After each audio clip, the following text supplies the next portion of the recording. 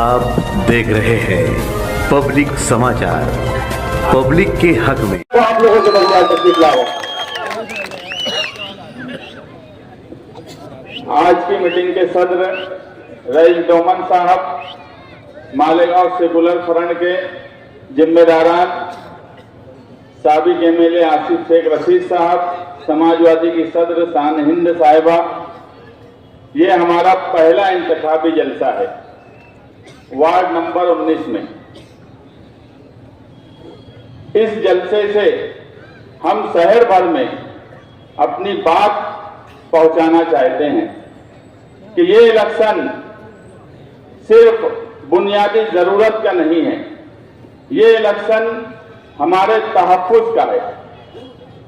और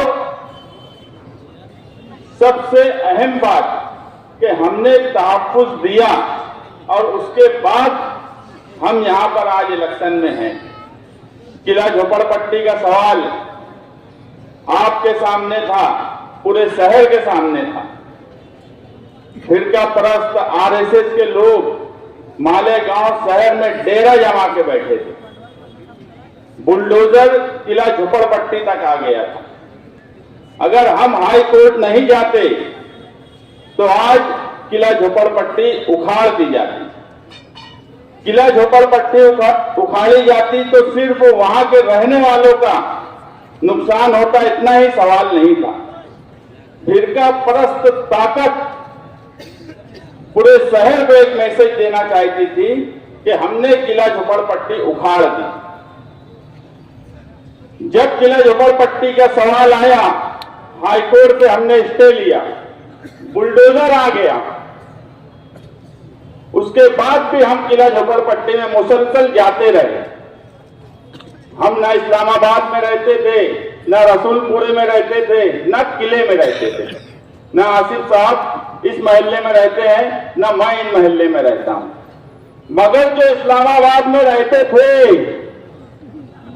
बताओ किला झोपड़पट्टी पे जब बुलडोजर आया तो ये कहां थे? बहुत कदम थे। बोलते हैं कि मैं बीमार था, अब्दुल मालिक बोलते हैं मैं बीमार था। अरे तुम्हारे घर के 7, 8, 10 लोग इलेक्शन लड़ रहे हैं, कोई एक आया किला झोपड़पट्टी से? जो यहां से गुजरकर किले की झोपड़पट्टी के पास से कारपोरेशन में बराबर ठेकेदारी करने जा रहे थे, पीसी और लेकर घूम रहे थे, मगर किला झोपड़पट्टी में इस्लामाबाद बिल्डिंग का एक फर्द नहीं पहुंचा। और आज वो इस वार्ड से इलेक्शन लड़ रहे हैं। हमने समाजवादी पार्टी से राहिल अनीस, साजिदा यूबी, अंसारी रोमैसा महमूद, इनको टिकट दिया। ये इलेक्शन फिरका परस्तों से लड़ने का है। मैं आपको आज की बीजेपी के गिरीश महाजन की कुछ सेकंड की ऑडियो और वीडियो सुनाता हूं, आप सुनिए, फिर उस पर मैं 2-5 मिनट बात करूंगा बस।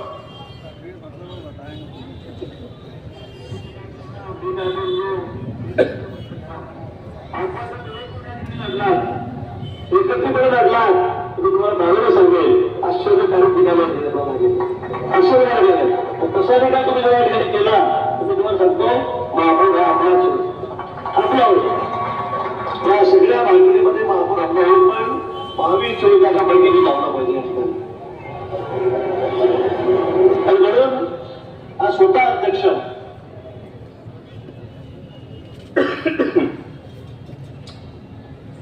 84 सीट है मालेगांव शहर में। कोई भी पार्टी 40 सीट अगर लाएंगी तो वो अपना मेयर बना सकती है, मगर बीजेपी बड़े धड़ल्ले से बोल रही है नदी के उस पार कि 22-24 सीट आप दे दो, इस बार हमारी सेटिंग है, हम अपना मेयर बनाएंगे। तो किससे सेटिंग है? किससे सेटिंग है? कोई 20-22 सीट पे मेयर नहीं बना सकता, हम भी नहीं बना सकते। मगर आज मालेगांव सेकुलर फ्रंट जिस हिसाब से पूरे शहर में उसकी तैयारी है और जो माहौल बना हुआ है, इंशाअल्लाह इक्तदार तक सीट जो है 44 सीट से कम आएंगी ऐसा हमको कहीं नहीं लगता। अब आ जाइए एमआईएम पार्टी पर। 5 पैनल ऐसे हैं जहां वो इलेक्शन लड़ रहे हैं, इस्लामाबाद, नयापुरा, इस्लामपुरा, बेलबाग और गुरुवार वार्ड का एक पैनल पकड़ लो। तो आप बताओ, इन अकेले ये मेयर बनाने की ताकत रखते हैं क्या? इसका सीधा मतलब है कि इस मर्तबा कारपोरेशन पे अगर भगवा झंडा लहराना है तो किले के लोग, नयापुरे के लोग, इस्लामपुरे के लोग, बेलबाग के लोग उनको वोट दे सकते हैं। और अगर इक्तिदार में रहना है, खास तौर से आप लोगों को इक्तिदार के साथ रहना है, तो मालेगांव सेकुलर फ्रंट के उम्मीदवारों को वोट दीजिए। आप अगर कारपोरेशन पे भगवा झंडा लहराया तो सबसे पहले भगवा झंडे का साया किला झोपड़पट्टी पे पड़ेगा। और जो तैयारी दिख रही है, जन्म दाखिला और एसआईआर पर सब तफसील आपके सामने रख दी गई है। इस मर्तबा इन सब हिस्सों को यरगमाल बना लिया गया। मैं आपको एक बात बता दूं, मुफ्ती साहब बोलते थे कि मेरा तीसरा महाज कारपोरेशन में। उन्होंने कभी मेरी एमआईएम नहीं बोला। तीसरे महाज का ही एपी फॉर्म, जिसको ए फॉर्म जोड़ पत्र बोलते हैं, आयुक्त को तीसरे महाज का दिया गया। मगर आखिरी वक्त में इस्लामाबाद के लोगों ने उन पे कब्जा कर लिया और अपने मन से अपने मनपसंद उम्मीदवार उन्होंने हर जगह दिए। अगर इस्लामाबाद वालों ने अपने मनपसंद उम्मीदवार दिए तो क्या मौजूदा एमएलए के मानने वाले उनको वोट देंगे? और पूरे शहर को पता है कि उनके साथ जो एक बार चुन के आता है वो कभी दोबारा उनके साथ लड़ना पसंद नहीं करता। आपकी वोट इस्लामाबाद की बिल्डिंग में जाने वाली है, इसका ख्याल रखिए। फिरका परस्तों को वोट मिलने वाली है, फिरका परस्त अपना मेयर बनाने वाले हैं। ये बहुत सोच समझकर फैसला करने का वक्त है।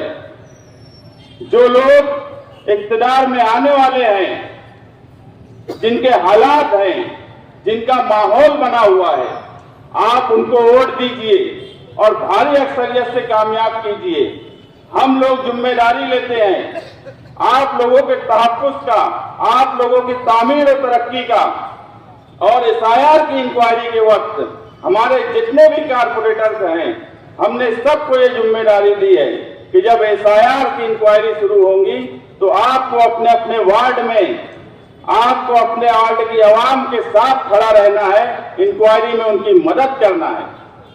जो लोग अपना फॉर्म दुरुस्त नहीं भर सकते, जो लोग अपना फॉर्म दुरुस्त नहीं कर सकते अपने उम्मीदवारों का, फॉर्म भरने के वक्त से लेके छाननी तक दौड़े दौड़े भागे फिर रहे थे, वो क्या आपके एसआईआर में मदद करेंगे?